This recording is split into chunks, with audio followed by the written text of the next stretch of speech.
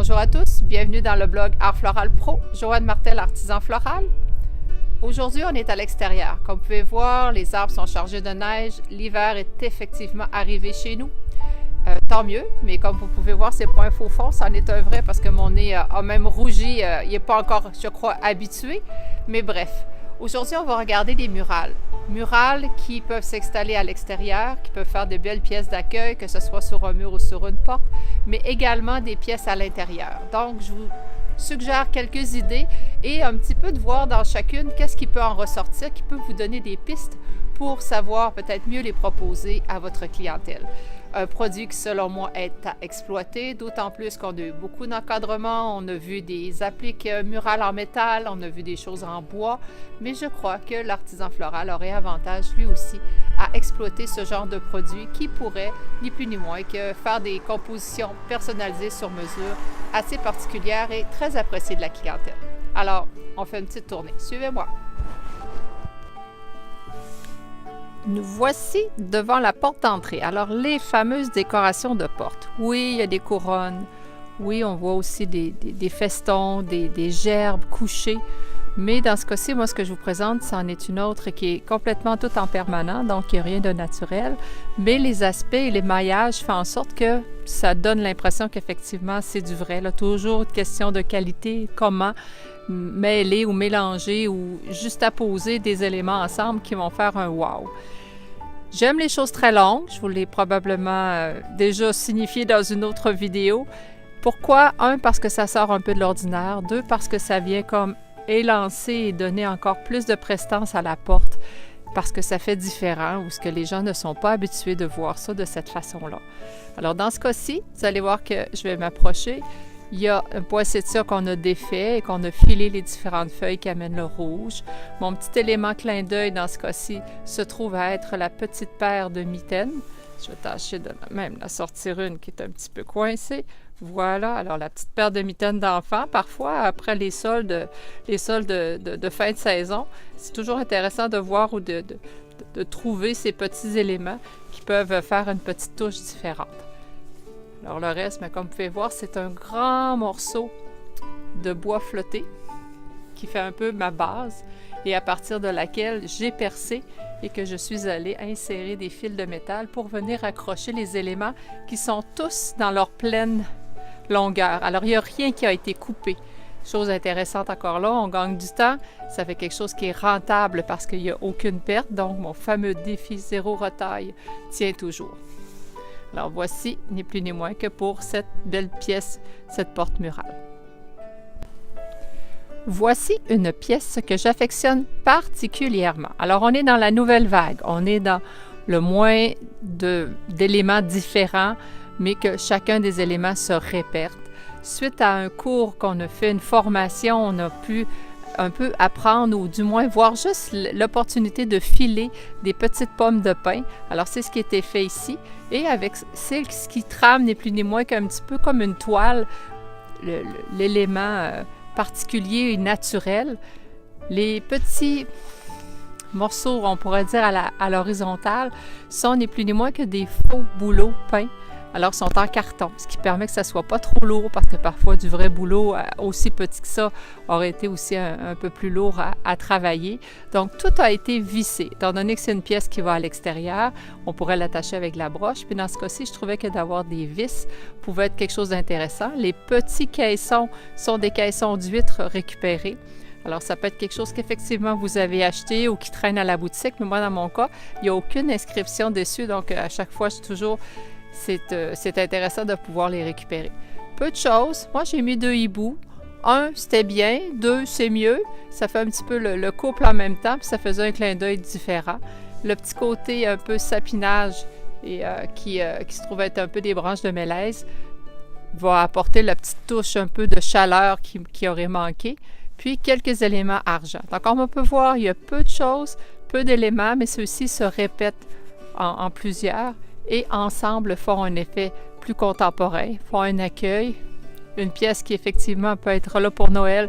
J'aurais juste à lui ajouter un peu de rouge et par la suite, si on veut enlever le clin d'œil mais le laisser comme décor plus hivernal en janvier, bien, on a juste à la présenter telle qu'elle est présentement. Voici une pièce qui est intéressante parce qu'elle est plus moderne. On voit, de par les couleurs, c'est assez monochrome. Elle est très longue, hein? Comme vous pouvez voir, j'ai un peu de difficulté à prendre son ensemble au complet. J'aime les choses qui soient très longues, qui soient très fluides. Toujours parce que ça amène un aspect que ça meuble d'une façon un petit peu transparente là, le mur ou l'emplacement. Donc, on sort effectivement du cadre d'une couronne ou d'une murale là, qui est beaucoup plus courte et concentrée. Alors, je vais m'approcher pour vous montrer. Alors ici, à nouveau, on voit que on a peu d'éléments, mais que les éléments se multiplient. Donc, on a plusieurs de la même sorte d'éléments, mais tous un petit peu se fondent les uns aux autres, mais que lorsque l'on approche, on va pouvoir découvrir toute la subtilité de ce qui peut y être à l'intérieur. Alors, j'ai évidemment des éléments inertes, cette espèce de bois tordu, c'est une racine qui est naturelle, il y en a d'autres qui ont été blanchis. Des petits oiseaux, on a souvent des belles décorations, puis c'est intéressant d'en acheter aussi chez les fournisseurs en petite série, mais c'est souvent la petite touche, le petit élément intéressant. Moi aussi, c'est des souvenirs de voyage, donc ça peut être aussi de proposer à vos clients. Souvent, ils peuvent avoir acheté dans leur de voyage de petites décorations, puis ils ne savent pas trop où les placer ou de les mettre dans le sapin de Noël à travers tout le reste, ça se perd. Alors, ça peut être intéressant de les sortir du lot pour pouvoir leur donner un caractère intéressant à eux seuls. Alors, comme on peut voir, je vais vous faire une petite tournée. Ça se trouve être de la laine avec de la broche. Il n'y a rien de très compliqué. Comme à l'habitude, on va prendre la broche de sapinage, mais on va la tailler. Pourquoi la tailler? Pour pouvoir la filer. On voit, c'est avec du bouillon. Alors, ça fait en sorte de descendre en cascade. C'est beaucoup plus fluide que d'avoir la branche qu'on aurait installée. Dans ce cas-ci, c'est une des options là, qui a été choisie. Des petites choses qui sont un peu brillantes, des choses qui sont mates, la fausse fourrure. Donc, on est dans des tons sur tons, mais ça donne un aspect très intéressant qui fait un peu plus une œuvre d'art. Et c'est une pièce qui, elle, reste un peu plus longtemps que Noël. Ça fait plus une pièce d'hiver qu'une pièce de Noël. Alors oui, il y a le caractère à cause du sapin, à cause de la neige, à cause des flocons, mais je vous dirais qu'en janvier, c'est encore de mise. Donc, c'est une des dernières pièces que j'enlève. Elle va demeurer avec nous jusqu'à fin janvier, des fois jusqu'à la Saint-Valentin, tout dépendamment de la température, puis de ce que l'on a le goût d'avoir. Alors, voici pour cette belle pièce qui trône dans la salle à manger.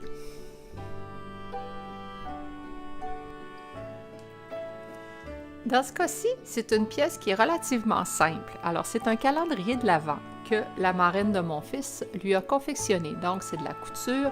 Il y a toutes les petites pochettes pour y insérer les petits chocolats. On les a préparés d'ailleurs hier. Mon fils était très content de voir que son calendrier était enfin revenu parce que c'est un beau signe pour lui. Et évidemment que d'avoir juste un calendrier tout seul, pour moi, est un petit peu simple sur ce grand espace. C'est un mur qui est assez grand. Le fait de lui ajouter quelques branches, dans ce cas-ci, je vais pouvoir vous l'approcher pour que vous puissiez mieux voir. Ça se trouve être des branches de papier. Voilà. Alors, les branches de papier, le petit bout, des branches avec des branches qui ont l'air naturelles, mais pourtant qui sont de très, très belles imitations. Un petit peu le côté blanc. Le petit bout qui vient comme surveiller, qui vient comme guetter, ni plus ni moins que le petit traîneau du Père Noël. Alors, une petite pièce toute simple, mais je vous dirais une pièce qui pourrait être intéressante dans une boutique. On pourrait faire une espèce de jeu à laquelle chaque client pourrait entrer et à défaut d'avoir un petit chocolat qu'on doit renouveler tout au long de la journée, ça pourrait être une pensée que les gens pourraient aller lire pendant que vous préparez le bouquet, pendant que vous emballez ce qu'ils ont choisi. Donc, je pense que ça peut être une idée intéressante et amusante parce que ce qu'il faut faire en sorte, c'est que l'expérience d'aller chez vous soit plus que juste aller acheter un produit, mais qu'il y ait un peu une connivence ou qu'il y ait un petit clin d'œil qui fait en sorte de créer des sourires et le plaisir de vouloir y retourner une seconde fois ou plusieurs fois d'ici à Noël, peu importe selon les besoins. Alors, l'idée est simple, mais je pense qu'elle peut être intéressante et inspirante de regarder d'autres avenues et de se servir de ce petit quelque chose-là pour justement avoir un élément d'ambiance particulier pour Noël dans votre boutique ou dans votre magasin. Comme on peut voir, on a regardé différents types de murales. Alors, je vous en présente une dernière. Une murale qui est très longue. Elle a presque 6 pieds de longueur. Alors, on est dans l'atelier. Alors, comme vous pouvez voir, j'ai reculé. Là, vous voyez les côtés un petit peu moins jolis, mais au plein centre, on voit bien la murale. Alors, je vais m'approcher pour pouvoir vous la montrer de plus près et en même temps vous donner un petit peu plus de détails. C'est une murale qui est servie pour un restaurant. Donc, ils avaient comme 2 petits pans de mur qui font un petit peu ni plus ni moins que des effets de colonnes entre des fenêtres. Alors, c'est ce qui a été créé. C'est un décor où on voulait un petit peu chalet. Alors, il y avait eux autres placés sur les tables des pots maçons, des genres de foulards un peu à carreaux, des branches, le sapin. On reste dans les côtés naturels, mais un petit peu le naturel d'aujourd'hui, et non pas nécessairement le traditionnel. Alors, dans cette murale-là, je suis allée rechercher ni plus ni moins que les mêmes éléments. Alors, le sapin, la couleur rouge. J'ai apporté quelques éléments un peu plus brillants, alors les espèces de glaçons qu'on voit dedans. Dans les choses en bois, j'ai répété, j'ai trouvé des flocons en bois, il y a des billes de bois, il y a ces grosses boules qui sont comme faites de toutes sortes de copeaux de bois. Alors ça, c'est intéressant. Le reste, ça devient juste des choses qui viennent s'accompagner. Alors, ça part d'un morceau d'écorce quand même qui est près d'1 pouce d'épais, que j'ai percé avec une perceuse de bord en bord et que chacune des tiges, entre autres, ont passé au travers. Je vais essayer de m'approcher pour vous montrer un petit peu plus. Je ne sais pas si on va être en mesure de voir quelque chose. Il y a beaucoup de choses quand même partout. Et bref, on peut voir si je fais ça, si je fais ça, si je fais ça, si je fais ça comme ça.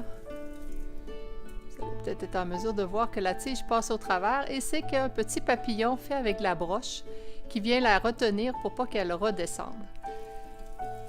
J'utilise la broche récuite, donc c'est la broche qui est plus noire, qui tache un peu les mains, effectivement, qui est plus dure à travailler parce qu'elle est plus raide. Mais je trouve que dans le cas de ce genre de montage, ça apporte un caractère qui va se fondre, la broche va se fondre au décor au lieu d'être peut-être un peu plus omniprésent quand elle est brillante. C'est une pièce, évidemment, qui est facile de la coucher pour pouvoir la ranger. Donc, pour le client, c'est toujours intéressant de savoir que là, s'il y en a plusieurs, il peut les placer une par-dessus les autres parce que ce n'est pas des éléments qui sont fragiles. Et en même temps, ça permet d'avoir un élément qui a un bel effet parce que justement, c'est présent, mais ça ne l'est pas d'une manière un petit peu trop évidente ou sauvage. Au contraire, ça vient juste compléter ce qui est dans le décor d'une manière subtile. Donc, une autre belle pièce à caractère de Noël qui, elle aussi, pourrait, à la rigueur, rester un petit peu plus longtemps. Si on lui ajoutait quelques cœurs en bois, pourrait perdurer un petit peu plus longtemps là, que juste la période proprement dite de Noël. C'est ce qui complète aujourd'hui notre vidéo sur les murales. Ce n'est qu'un clin d'œil intéressant en prévision de Noël, en prévision de la saison d'hiver qui s'est installée puis qui va perdurer quand même encore pendant quelques mois. Bref, souhaitant que ces quelques idées ont pu vous inspirer comme toujours, nous, notre plaisir, c'est de le partager et en même temps de recevoir vos commentaires. On vous invite à nous suivre. On vous invite également à regarder d'une manière différente ce que l'on peut proposer.